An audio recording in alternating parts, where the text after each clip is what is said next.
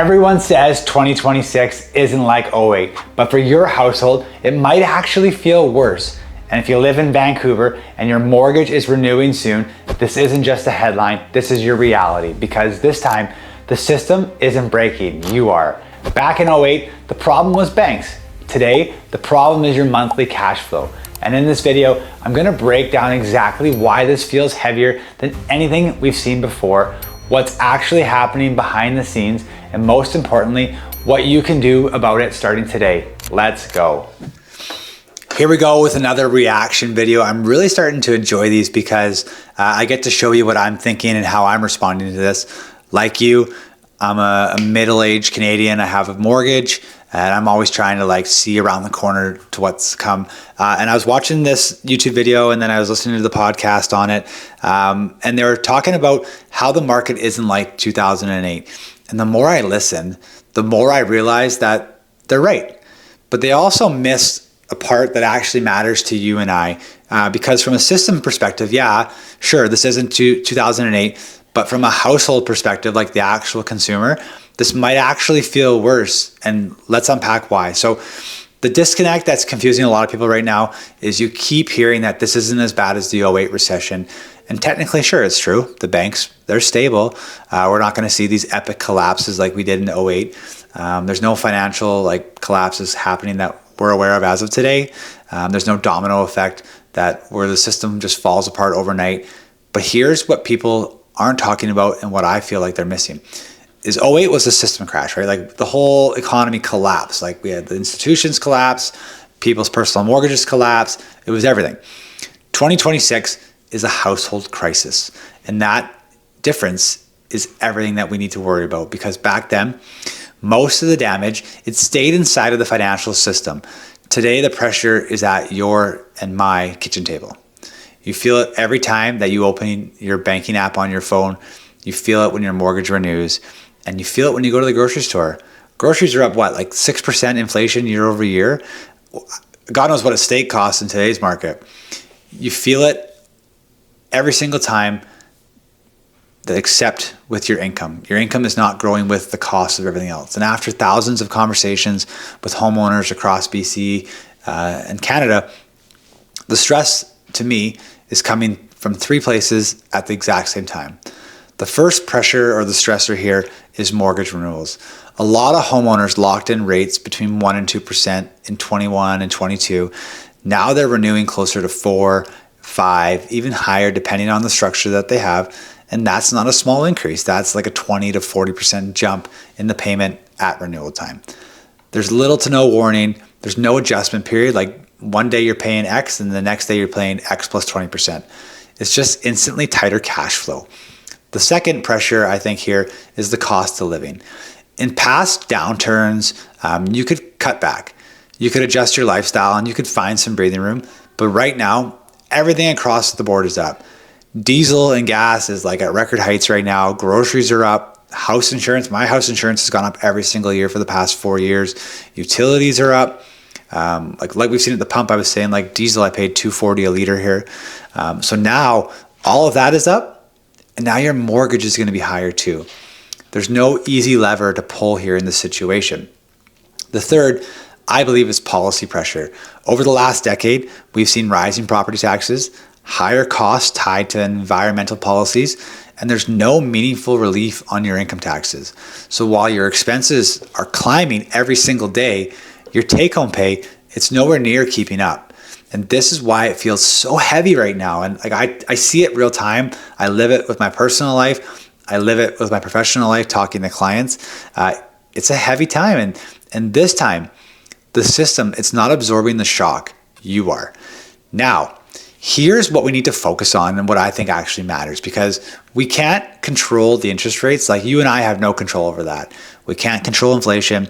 We sure as shit cannot control government policy, but we can control how we use our mortgage and how we structure it.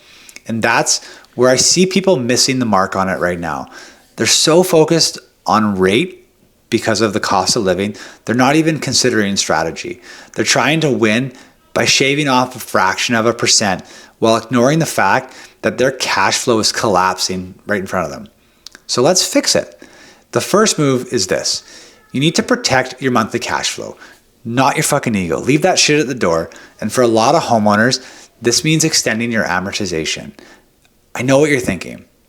This feels backwards. It feels like I'm losing, but you're not. You're actually building in some breathing room here. You're buying a relief. Let's walk through real numbers here. I wrote them down. Let me just pull them up. Okay, on a $700K mortgage at renewal, the payment jumps on average from $2,800 a month to $3,800 a month. That's a $1,000 hit to your cash flow every single month. That's quite a large number. So if we extend the amortization, I might be able to bring the payment down to $3,100.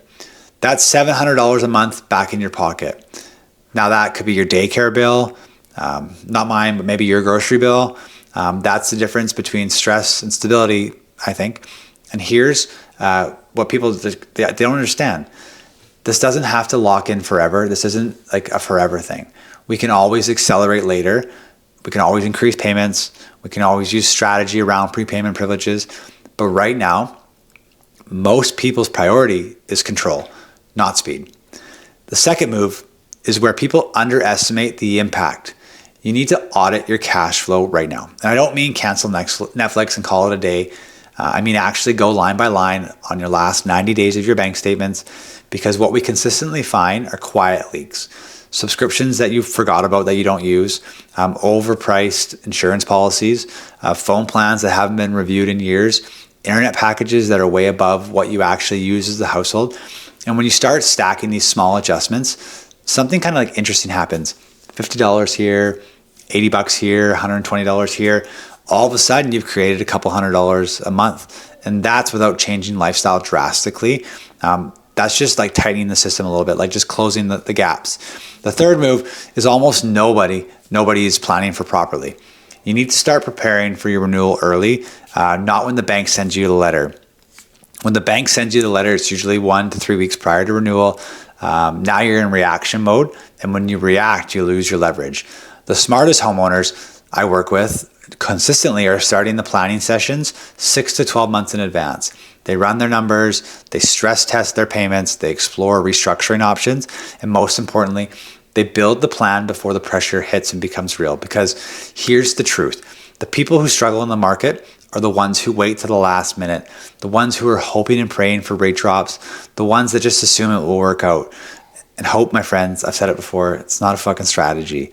A couple in Vancouver, combined income just over 180 grand, solid income, good careers. They bought with me in 2021 at a low rate. Their payment was manageable. Fast forward to today, their new payment is projected to increase $1,200 a month. At the same time, they now have a child in daycare, groceries went up, insurance went up. On paper, they're doing well, but in reality, they feel stuck. They're stressed and they're behind. That's the reality of 2026. It's not broken, but it's just heavy as shit. And here's the shift that will change everything for you and your house. The people who win in this market are not the ones chasing the lowest rate or visa points. I see it time and time again. This lender offered me this low rate, and they're going to throw in 55,000 visa points. The ones building with the best strategies are the ones who adjust early, the ones who protect their cash flow, the ones who make decisions based on numbers, not headlines. Because waiting for the market to save you is probably the fastest way to fall behind. And that's the difference between feeling stuck and actually moving forward. So no, in closing, 2026, it's not 2008, like it's not. But for a lot of households that I'm seeing in my business, it feels worse. They're stressed because this time it feels personal. It's your mortgage payment. It's your budget with your monthly cash flow, the stress on you and your family, your future. The opportunities are still there. You need to work with a mortgage broker who knows how to find them, how to implement strategy, and how to take control early. Because when you stop focusing on the rate and start focusing on strategies, we're going to win at the end of the day. I've said it in the last 4 or 5 videos here. You do not have a mortgage problem. You have a strategy problem. If you want help building that strategy, there's a link below to book a call with me, and it's a no strings, no cost. We'll get in and we'll look at it from a high level and see what we can do for you, your family, your mortgage, your debt. And when you're done with this one, check out last week's video where I explain why budgeting won't make you wealthy. I'll see you there.